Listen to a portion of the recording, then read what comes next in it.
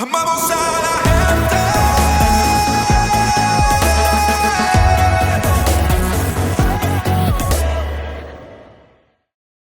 Bueno, pues hoy quiero continuar hablando sobre la serie de balance, fuente de sabiduría. La palabra es balance, porque en el balance hay sabiduría. Pero quiero definir la sabiduría, porque es importante que la definamos a nivel de diccionario, pero también a nivel bíblico, para que sepamos específicamente de qué estamos hablando. La definición de una persona sabia es una persona que posee sabiduría, obviamente, es sapienza o cualidad del saber de una persona. Es la sagacidad o la habilidad de contemplar y actuar usando el conocimiento. Mira qué interesante, que es contemplar y actuar usando el conocimiento. Quiere decir que las personas sabias no son personas que salen corriendo a tomar decisiones, sino que son personas de contemplación. Dice que usan el conocimiento, la experiencia, el entendimiento, el sentido común y la introspección para tomar decisiones. ¿Cuántos desean ser sabios en esta vida? La Biblia, cuando habla de sabiduría, por lo menos comienza diciendo así en Job capítulo 28, y dice: y dijo al hombre, refiriéndose a Dios, he aquí que el temor del Señor es la sabiduría, y el apartarse del mal la inteligencia. Quiere decir que Dios está declarando en la palabra que aquellos que reconocemos el mal, que identificamos por el conocimiento bíblico aquellas cosas que no agradan a Dios, Él dice: si te apartas de esas cosas, te conviertes en una persona sabia, te conviertes en una persona inteligente. Porque el fundamento o la base de toda inteligencia está en temer a Dios. En los Salmos, específicamente el 111, dice: el principio de la sabiduría es el temor de Jehová. Buen entendimiento tienen todos los que practican sus mandamientos. Quiere decir que si el principio de la sabiduría es el temor de Dios, vamos a definir temor de Dios para que nadie lo interprete como quiera, sino que entienda exactamente qué significa temer a Dios. Temor a Dios es un amor reverente. Es un amor reverente que le tenemos a Dios. Y un profundo respeto por su voluntad. Aquellos que temen a Jehová son los que lo aman con reverencia y respetan profundamente su voluntad. Bendito sea Dios.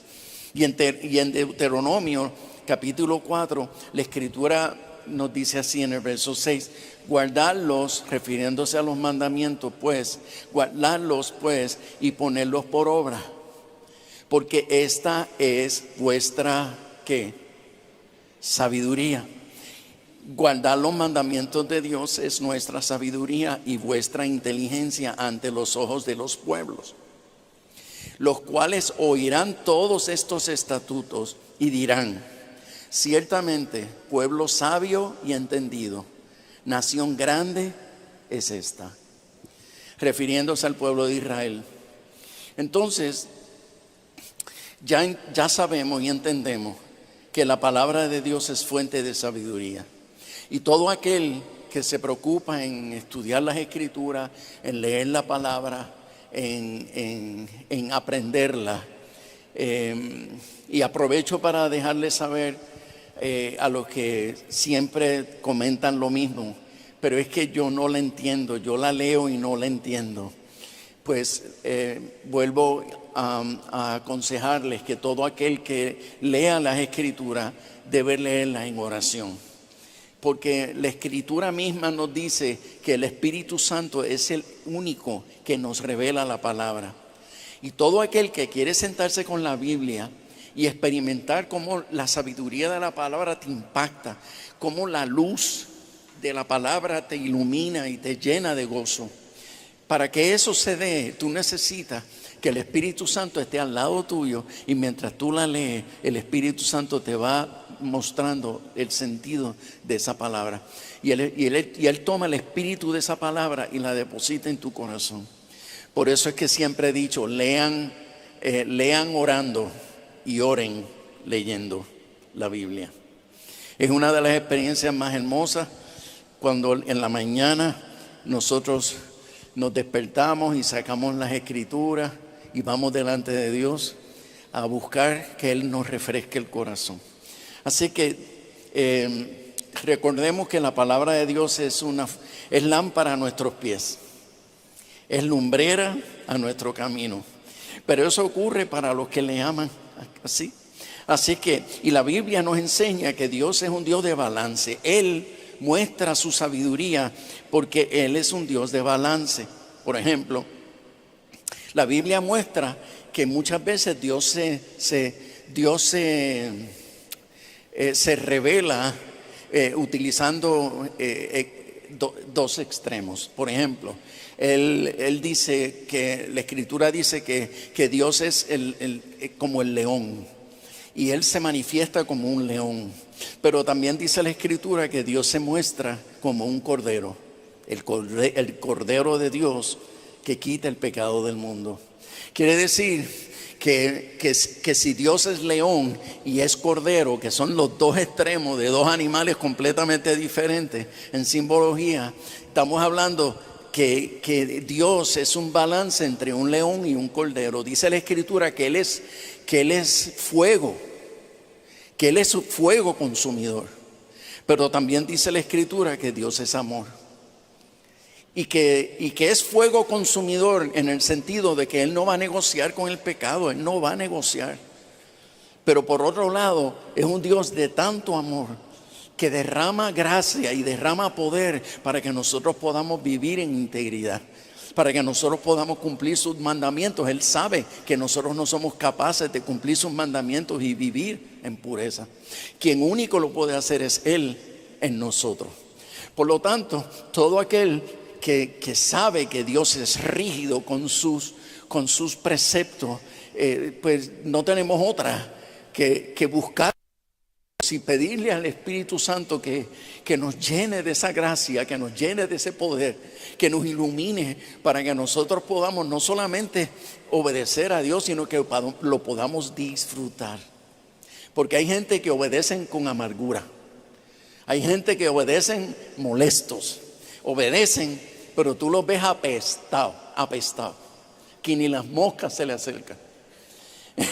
Y entonces pues hay gente que son bien legalistas, pero tú ves que no disfrutan la vida. Pero Dios quiere que sí seamos íntegros y que nos separemos del pecado del mundo, y que seamos un pueblo diferente, un pueblo que seamos íntegros, y un pueblo de altos niveles de moral, y un pueblo puro. Pero Él también quiere que nosotros lo disfrutemos, y eso solamente se da en su presencia. Entonces, hoy quiero hablar específicamente de dos temas, hablando de balance. Quiero hablar de dos temas, y el primer tema que voy a tocar es el tema del servicio, el servir versus el descanso. Darnos, trabajar versus el descanso. Es importante que entendamos que hay un principio universal en las Escrituras que trata sobre el reposo, y para Dios eso es importante. Así que vamos a comenzar en Génesis capítulo 2. Mira lo que dice ese verso 1. Fueron pues acabados los cielos y la tierra y todo el ejército de ellos. Y acabó Dios en el día séptimo la obra que hizo. Y cuando terminó en el día séptimo la obra, todas las obras que hizo, dice la Escritura, que hizo, reposó. Dice, reposó el día séptimo de toda la obra que hizo. Que si Dios es Dios, y Él al séptimo día reposó de todos los trabajos que Él hizo, pues significa que hay sabiduría en el ejercicio de reposar. Y bendijo Dios el día séptimo, verso 3, y lo santificó, porque en Él reposó de toda la obra que había hecho en la creación. Señores, y esta es la razón por la cual tú ves que toda la estructura humana está diseñada para que hayan 5 días de trabajo, 2 de descanso, por lo general. Y por eso siempre hemos visto que inclusive hay un día a nivel nacional en cualquiera nación donde hay una estructura religiosa. Hay un día que unos lo toman sábado, como en el caso de los judíos. En el mundo de los cristianos lo tomamos domingo, pero no importa cuál sea el día, pero hay un día que lo separamos para todos como familia congregarnos, y tenemos ese día separado. ¿Para qué? Para desconectarnos de todas nuestras preocupaciones, conectarnos con Dios, venir a la casa de Dios, adorarle, y el resto del tiempo pasarlo en familia. ¿Por qué? Porque eso es algo que la familia necesita. Entonces la voluntad de Dios es que descansemos de toda obra que hagamos, porque eso es saludable. El descanso físico, el descanso espiritual y el descanso emocional. Los 3 descansos son importantes. ¿Por qué el físico es importante? Dios diseñó el cuerpo humano para que en todos los días nosotros tengamos que separar una tercera parte del día para dormir. Sencillo. Son 24 horas y se divide en 3 porciones de 8 horas. 8 horas de trabajo, 8 horas para dedicarlo a tus asuntos, a tu familia, y 8 horas para dormir. Sencillo. Pero ¿qué pasa? Los niños que son indisciplinados, pero hago un paréntesis ante este comentario. No existen los niños indisciplinados, eso no existe. Lo que existe son padres indisciplinados.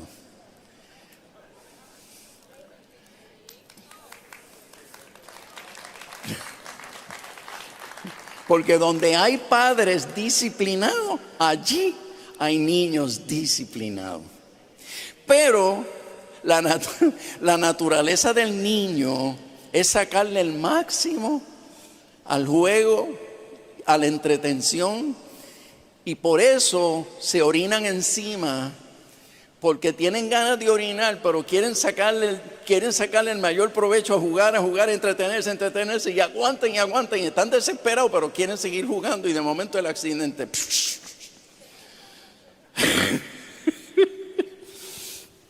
Entonces, tiene que haber unos padres que lo eduquen y le enseñen a que tú no puedes vivir de esa manera. Pero hay niños que no quieren acostarse a dormir, y es la hora de acostarse, pero no quieren dormirse, y no quieren irse para la habitación, porque saben que eso es dormir, y les da la perreta. Y los padres que no tienen carácter, pues dejan que sus hijos lo dominen, y se acuestan, se vienen a acostar cuando ya están rendidos en la sala, tirados allí, babeándose en la alfombra de la sala. Y entonces los vamos a acostar para luego tener que levantarlos a las 6 o 7 de la mañana para llevarlos a la escuela, y en la escuela están dormidos y no tienen el rendimiento académico que deben tener. Porque un niño necesita descansar, necesita dormir. Eso es un principio bíblico. Pero permíteme decirte que hay adultos que viven como niños, porque tú ves que están pegados a la televisión todavía a las 1 de la mañana viendo películas, y entonces se van a acostar a las tantas para al otro día por la mañana estar que no sirven para nada, y estar mediodía tratando de funcionar en el trabajo. y usted no rinde bien. ¿Y todo por qué? Porque no tenemos el balance de entender que hay tiempo para todo. Pero si hay tiempo para todo, no le robes tiempo a otras cosas que también son importantes. Así es que si hay tiempo para todo, utiliza el tiempo que se designó para eso, pero tu tiempo de descanso no lo sacrifique, no lo sacrifique. La gente que no duerme se muere. El cerebro, cuando no se regenera, el cerebro se va apagando y sencillamente la gente se muere. Y obviamente estamos hablando de casos extremos, pero cuando las personas no descansan bien, las neuronas se van muriendo y las neuronas cerebrales se van desgastando y eso no se renueva. Por lo tanto, es importante que conservemos lo que Dios nos ha dado. Así que recuerden eso. El descanso espiritual.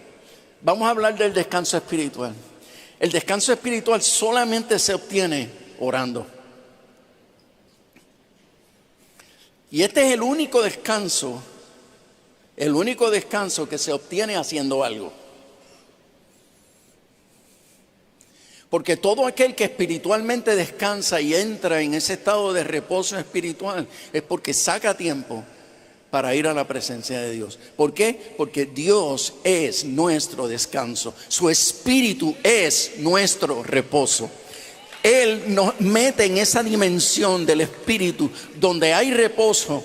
Y todo aquel que entra en esa dimensión del espíritu siente esa paz interna porque está en un estado de descanso. Entonces, todo aquel que quiere descansar espiritualmente sabe que necesita sacar tiempo para entrar a la presencia de Dios y nutrirse de las Escrituras. Ese te va a dar una impartición que no solamente te va a dar energía para tú manejar los asuntos espirituales, sino que inclusive cuando una persona está en esa dimensión del reposo del Señor, tú hasta rindes más físicamente, hasta rindes más, tienes más capacidades a nivel emocional para darte. ¿Por qué? Porque estás en ese estado de reposo. El descanso emocional. Quiero hablar del descanso emocional porque también es uno de las grandes cenicientas del ser humano. ¿A qué me refiero? El descanso emocional es lo más que nosotros descuidamos. Y es necesario que entendamos que nuestro ser interior, nuestro ser humano, esa parte almática de nuestra vida como ser humano, necesita desconectarse. Usted necesita desconectarse. Usted tiene que despejar su mente de la rutina. Mira, tú puedes disfrutar muchísimo tu trabajo. Te puede encantar tu trabajo, al punto que no te importa hacer tiempo extra en el trabajo. Pero por más que te guste tu trabajo, si tú no te desconectas, te va a empezar a apestar tu trabajo. Hay gente que les encanta llegar a casa y estar en familia. Y su vida es estar en familia y le encanta estar en familia. Pero mira, tú te encierras en tu casa 7 días a la semana, 24 horas, con tu familia, con la gente que tú disfrutas estar. Y llega un momento en que tú te deprimes. Porque viendo las mismas caras, haciendo lo mismo, una rutina todos los días, haciendo lo mismo. Tú llegas a un momento en que tú dices, sácame aunque sea darle la vuelta a la manzana. Tengo que ver otra cosa. Entonces, eso que nosotros sentimos es una necesidad del alma. Dios nos creó así. Aún el trabajo ministerial. ¿Cuántos pastores que quieren demostrarle al mundo lo sacrificados que son y lo mucho que aman la iglesia y cuánto se dan y cuánto trabajan y cuánto se sacrifican por la gente y nunca dicen que no a nada. Terminan fundidos, que les apesta el ministerio, renuncian al ministerio y después no hay quien los haga regresar. Entonces, estas son cosas que son importantes hablarlas. Son importantes hablarlas, ¿por qué? Porque nosotros necesitamos ese despeje. ¿Sabe cómo eso se llama? Eso se llama vacaciones. Entonces, hay gente que yo le hablo de vacaciones, incluyendo pastores, y se ríen con orgullo diciendo, ¿vacaciones? ¿Y eso qué es?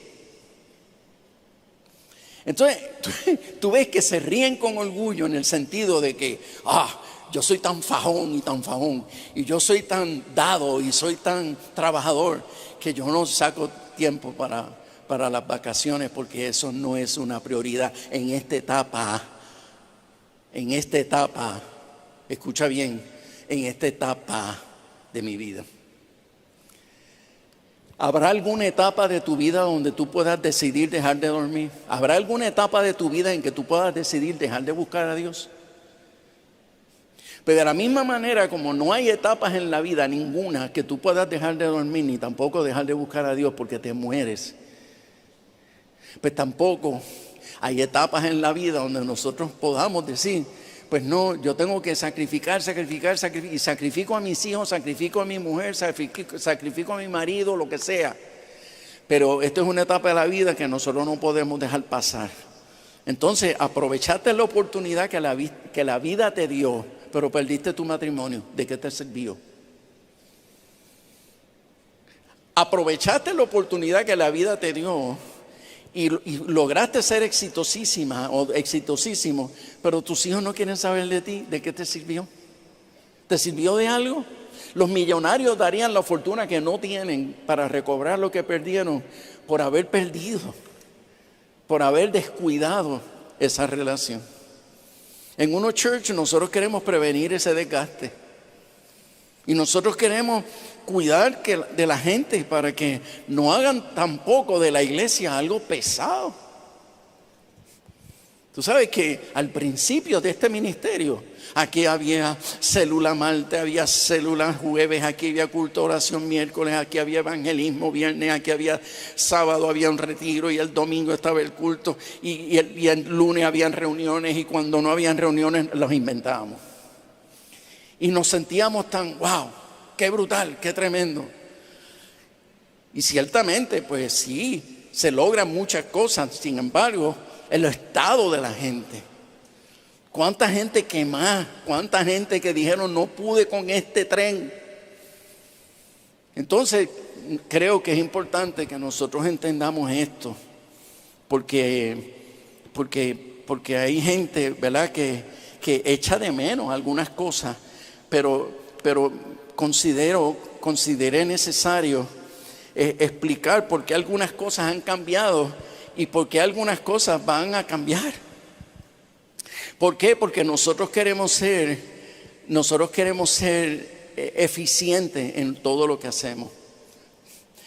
Tenemos que hacer un balance entre el servicio y el reposo para que también nuestros servidores, nuestros obreros tengan tiempo y energía para invertir en otras áreas importantes de su vida, como lo es su propio matrimonio, como es la familia, tus estudios, tus propios negocios. Nosotros no queremos que nuestros cultos o nuestras reuniones sean más frecuentes, sino que sean más efectivas. Yo sé que hay algunas personas que dijeron, wow, pero el miércoles siempre hacíamos una actividad de acción de gracias, pero nosotros veíamos mucha gente estresada porque hacíamos el miércoles actividad de acción de gracias y quedaba muy bonito y bien chévere, pero había gente, para empezar, no todos venían. Entonces, los que venían estaban estresados. ¿Por qué? Porque los preparativos del Día de Acción de Gracias son tantos para aquellos que reciben familia. Pues los preparativos son tantos que estaban estresados, pero querían participar de la actividad y esto y lo otro. Y entonces, pues Pues nosotros nos estamos haciendo las preguntas, ¿será necesario esto? ¿Por qué entonces no hacemos el evento de acción de gracias, lo hacemos domingo? Y lo juntamos todos y somos más efectivos. ¿Qué queremos?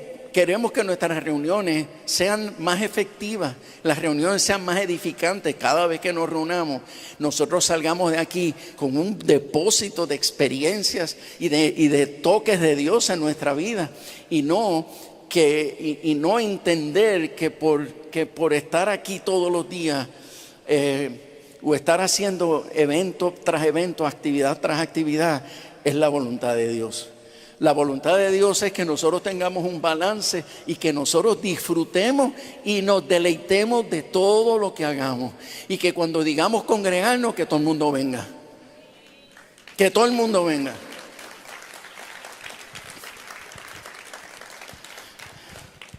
Señores, nosotros queremos que todo el mundo sea edificado.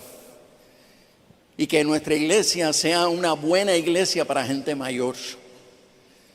Y que nuestra iglesia sea una buena iglesia para matrimonios que están en el pico de su demanda como familia, como son los matrimonios jóvenes que tienen hijos pequeños, que la vida les demanda demasiado. Pero queremos que la iglesia sea un lugar de refrigerio y sea un lugar que disfruten cada vez que vengan. Y obviamente las nuevas generaciones también.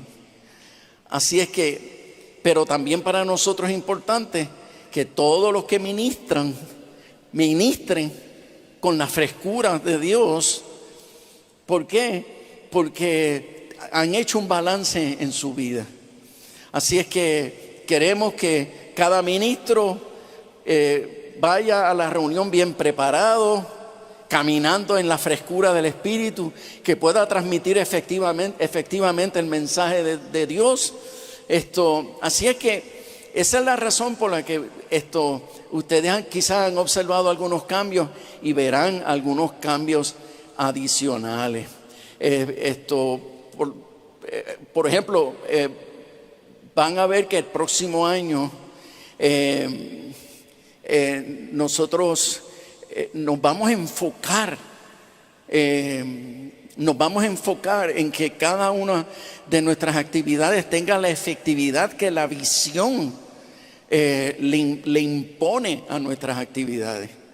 En otras palabras, señores, en resumen, ¿qué es mejor? ¿Dar muchos hachazos con una hacha bota o dar pocos hachazos con un filo bien amolado? Pues nosotros queremos ser de las hachas amoladas, que no tengamos que dar tantos golpes para tener los resultados necesarios. Entonces, la segunda parte de este mensaje tiene que ver con amar a la gente. Pero, ¿a qué me refiero? Tenemos que hacer un balance entre amar a la gente de adentro versus amar a la gente de afuera. Y esto hay que hablarlo y van a ver por qué. Nosotros no podemos amar solo a nuestra familia al punto que formemos una burbuja de protección donde nadie más quepa. Lo hemos visto ocurrir donde hay matrimonios que quieren ser tan fieles a las enseñanzas de Rey Mato sobre familia y quieren asumir responsabilidad familiar y matrimonial a tal grado que todos los dones que Dios les repartió y todos los talentos que Dios les repartió lo engavetaron. ¿Por qué? Porque están encerrados en su casa. Rara vez se congregan y cuando uno los llama, no, es que estamos cuidando lo que Dios nos dio. Estamos cuidando de nuestro matrimonio y estamos cuidando de nuestra familia. Señores, la luna no es de queso ni se come con melao. ¿Qué quiere decir con esto? La vida no es así de ideal, mi amor. En la vida hay que hacer un balance para nosotros poder amar a los nuestros que es nuestra familia, nuestra responsabilidad primaria, pero también tenemos que amar a los de afuera. Y la Escritura me dice, no te dejes de congregar como ya algunos tienen por costumbre, congrégate, porque es necesario que tú uses los talentos y dones que Dios te ha dado para edificar la iglesia. Somos responsables de edificar la iglesia. Pero aún más, somos responsables de alumbrar al mundo perdido para que la gente conozca a Cristo a través de la palabra de nuestro testimonio. Gente que abandonaron sus ministerios para encerrarse. Y eso no es de Dios. Las Escrituras son muy claras exigiéndonos que seamos hospedadores para recibir gente en nuestras casas y allí le demos testimonio de Cristo y que le hablemos del reino de Dios, y que ellos vean cómo el Evangelio ha impactado nuestro hogar y ha impactado nuestra familia. En el Nuevo Testamento, en el inicio de la iglesia primitiva, nosotros vemos que la iglesia no tenía templos como este. Porque ¿qué era lo que habían? Lo que habían eran sinagogas donde se reunían los judíos. Entonces los cristianos no tenían donde reunirse. ¿Y dónde se reunían los cristianos? Los cristianos se reunían en sus casas.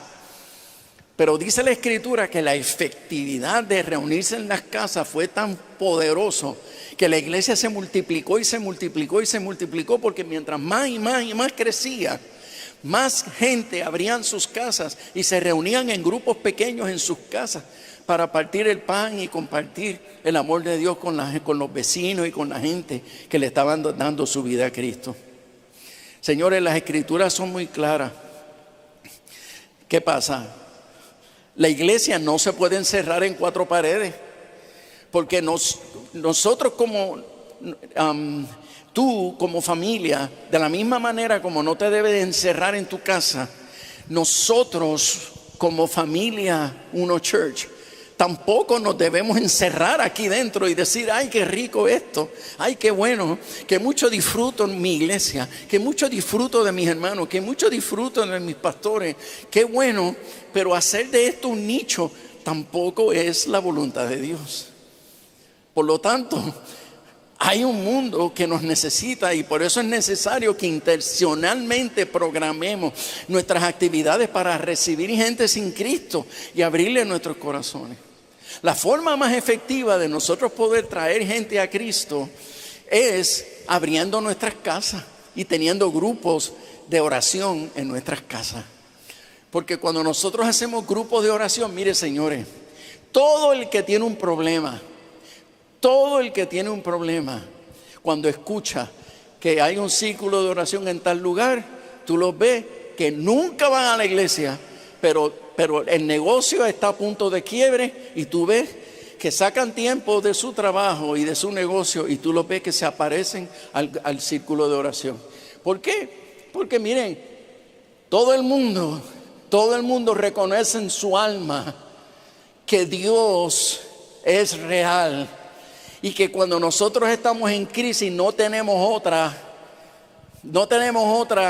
que orar a ver si Dios me saca de esta crisis. ¿Cuánta gente nunca se preocuparon de Dios?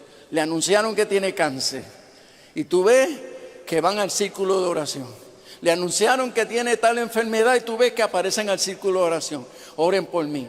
Señores, la iglesia no le ha sacado mayor ventaja a esto por falta de visión. Y nosotros ya en este fin de año estamos abriendo nuevos grupos de conexión en nuestra iglesia, pero el año que viene queremos seguir abriendo más grupos de conexión y esos son solamente reuniones donde vamos a orar. Vamos a utilizar un fundamento bíblico para orar, un fundamento sobre el cual orar, pero básicamente lo que vamos a hacer es orar. ¿Para qué? Para que todos nos motivemos en que tan pronto nos enteremos que alguien está en una crisis, aquel le llegó la demanda de divorcio, aquella se quedó sola porque el marido la abandonó, que si aquel tiene una crisis financiera, que el otro está en una enfermedad, en fin, todas las crisis de las que nosotros nos enteramos durante nuestro diario vivir y que nosotros digamos, mira, nosotros tenemos un grupo de oración cerca de tu casa. Tenemos un círculo de oración cerca de tu casa, quiero invitarte, queremos orar por ti. Y la gente va a ir y la gente se van a encontrar con Cristo en ese lugar. ¿Y qué va a pasar? Luego van a querer venir hasta acá, que es donde más difícil se le hace a la gente llegar. Pero eso es lo que va a pasar. Y tú sabes qué ocurre cuando nosotros tratamos con personas no cristianas y los vemos venir a Cristo y los vemos nacer de nuevo. La iglesia se rejuvenece. Nosotros mismos nos refrescamos y cada vez que una persona le da su vida a Cristo y nosotros tenemos que sembrarle los principios del Evangelio a una persona nueva, nosotros nos refrescamos. El problema de los círculos cerrados donde tú tienes una célula de tus panas y esas células son olvídate, esas son tu gente, esa es tu gente y que nadie se meta ahí porque somos un grupo cerrado y nos disfrutamos tanto y nos queremos tanto y nos vamos todos juntos a vacacionar y lo pasamos tan rico y es tan bueno, pero no nos estamos dando cuenta, señores, que estamos violentando un principio bíblico. Mira, coge a todos esos panas que conocen al Señor hace años, coge a todos esos panas y dile, mira, vete para tu casa y ábrete una célula. Sigue siendo mi pana. Seguimos vacacionando juntos, no hay ningún problema, pero vete a tu casa y ábrete una célula. ¿Por qué? Porque nosotros tenemos que diseminar este evangelio y nosotros tenemos que darle mayores oportunidades a la comunidad, a tener un grupo cercano donde ir a orar. Y una persona que tenga la madurez, para reconocer que mi grupo se convirtió en un grupo cerrado, en un grupo hermético. Y muchos no quieren aceptar lo que es hermético porque dicen, no, esto está abierto para todo el mundo. Pero hay una enfermedad de coinonía tan fuerte que la gente que llega no siente que no puede integrarse. Mientras que si nosotros pensamos más en el reino de Dios que lo que pensamos de nosotros mismos, vamos a tomar otras decisiones y vamos a decir, no, espérate, ya este grupo está bastante grande, la visión es expandirnos y multiplicarnos. Una célula, un grupo de conexión es uno de los talentos más valiosos que tiene una iglesia. Y ese talento hay que reproducirlo. Ese talento hay que reproducirlo. Cuando un talento no se reproduce, está destinado a morir.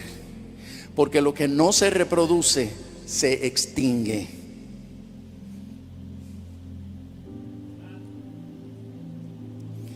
Lo que no se reproduce, se extingue. Lo que no se reproduce se envejece.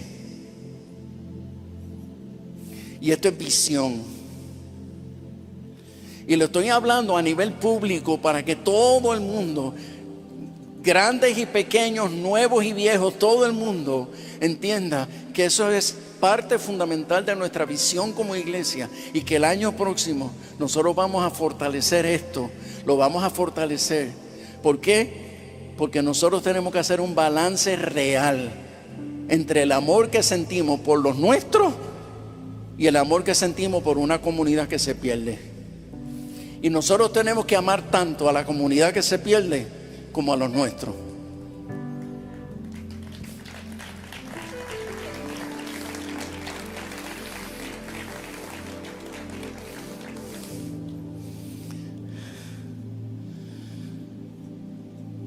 ¿Cuál es el balance de la sabiduría? Ser una iglesia para todos, donde todas las edades sean atendidas y todos sus miembros sean cuidados y pastoreados, pero enfocados en las nuevas generaciones. ¿Por qué? Porque ese es el futuro de un ministerio que trasciende. Todo lo anterior, manejándose en balance para que ningún sector sufra escasez. Todos los sectores tienen que ser nutridos, suplidos según sus necesidades. Esta no es ni va a ser una iglesia de jóvenes. Esta va a ser una iglesia donde todo el mundo quepa y donde los ancianos y gente madura sean honradas y tengan un espacio donde ministrar. Pero vamos a estar enfocados en las nuevas generaciones. ¿Por qué? Porque también somos responsables de hacer relevante el evangelio para aquellas generaciones que son las que van a continuar el legado de este ministerio. Y esa es la razón por la cual Rey Matos no usa corbata, ni usa gabán. ¿Por qué? Porque aunque no teníamos aire acondicionado y ahora sí, pero no vamos a ponernos a vestir así. ¿Por qué? Porque nosotros queremos ser relevantes a las nuevas generaciones. Y nosotros levantamos una tarima atractiva para los jóvenes, que nos gusta también a los adultos, nos gusta. Y no se escandalicen, por favor, no se escandalicen, pero Rey Matos le pidió al pastor del grupo, o sea, de nuestro equipo de sedientos, Rey Matos le pidió al ministerio de adoración de la iglesia que incorpore reggaetón en las alabanzas de esta iglesia.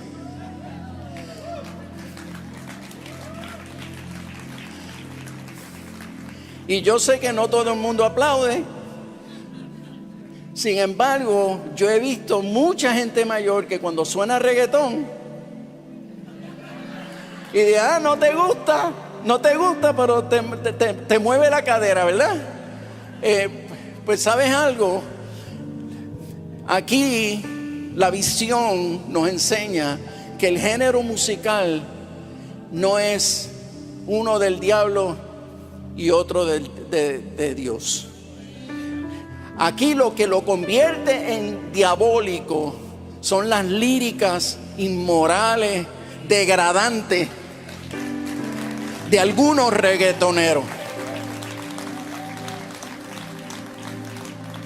Pero si el reggaetón ya si el reggaetón ya ha penetrado toda la cultura a nivel mundial, nosotros nos vamos a quedar en una burbujita.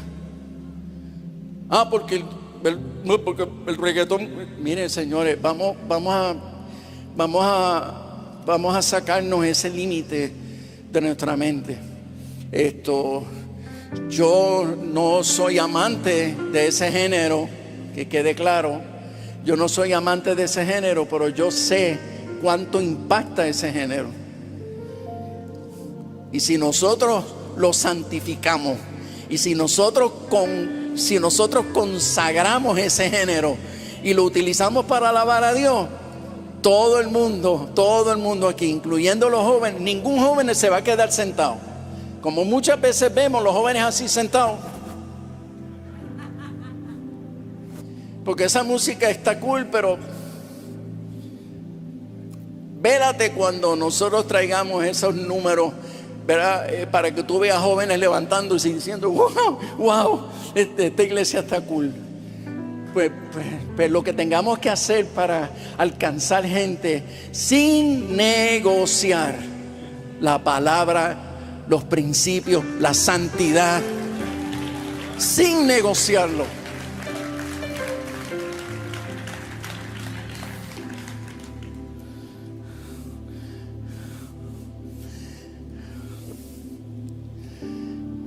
Nuestra pasión se tiene que acomodar a la visión,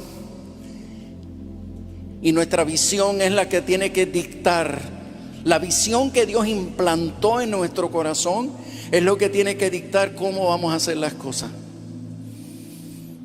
Es la que nos va a mover a tomar decisiones sabias y entendidas.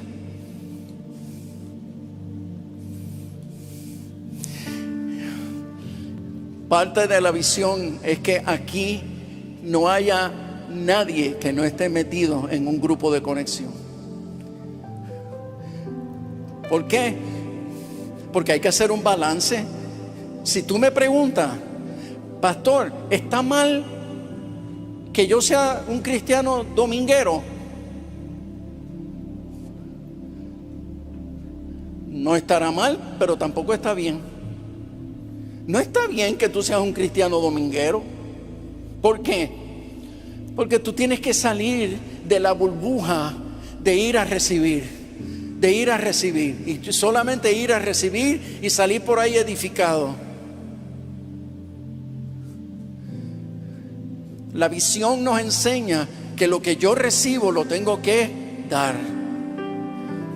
Y los grupos de conexión es donde tú tienes la oportunidad de orar por otros, donde tú tienes la oportunidad de llevar gente, de amistades, familiares, compañeros de trabajo, de estudio, llevarlos a los grupos de conexión.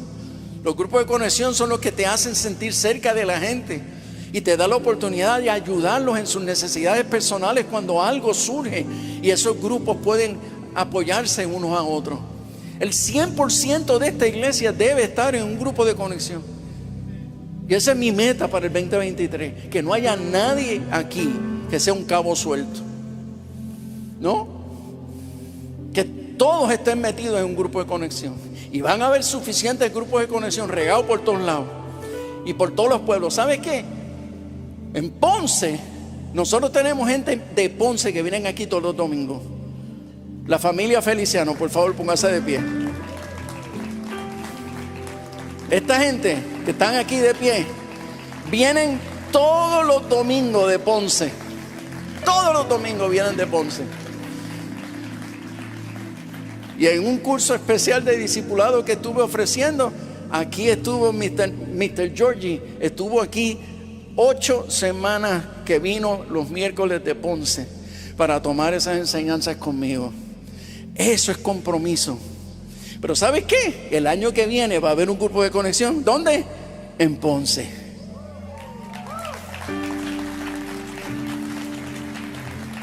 Y así por el estilo, en Moca, y en Aguadilla, y en Aguada, y en Cabo Rojo, y en Laja, y en Hormiguero, y en San Germán, y si hay algún otro lugar que no mencioné, usted lo dice y también mandamos un grupo para allá. O lo abrimos en tu propia casa. Señores, termino con Efesios 4 y con esto cierro. La Biblia dice: siguiendo la verdad en amor, crezcamos en todo en aquel que es la cabeza, esto es Cristo, de quien todo el cuerpo, bien concertado y unido entre sí por todas las coyunturas que se ayudan mutuamente, según la actividad propia de cada miembro, recibe su crecimiento para ir edificándose en amor. Ese es el sueño de Dios. Por esa razón fue que Cristo murió, para levantar una iglesia fuerte, una iglesia que su fortaleza consiste en ser una iglesia unida, donde todo el mundo se conoce, donde todos nos ayudamos unos a otros y donde nos acomodamos dentro de esa estructura que Dios ha establecido para que todos seamos atendidos, pastoreados, cuidados. Esa es la iglesia de Jesucristo, una iglesia que busca la sabiduría, una iglesia que enseña sabiduría, una iglesia que le enseña a su gente a cómo vivir la vida práctica, que le da herramientas a la gente para ser exitosos en la vida.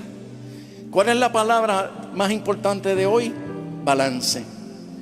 Tengamos balance entre el trabajo y el descanso.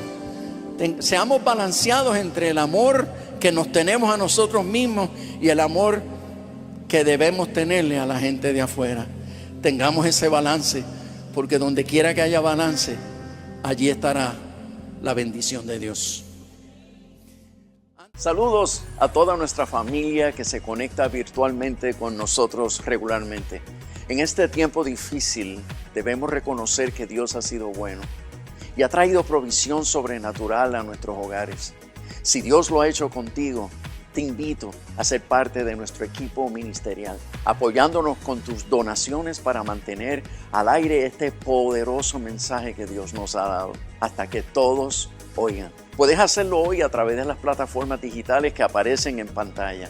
Que Dios te bendiga y que el Señor nos conceda junto a ti sanar a todas las familias de la tierra, una persona a la vez. Gracias por tu generosidad. Dios te bendiga.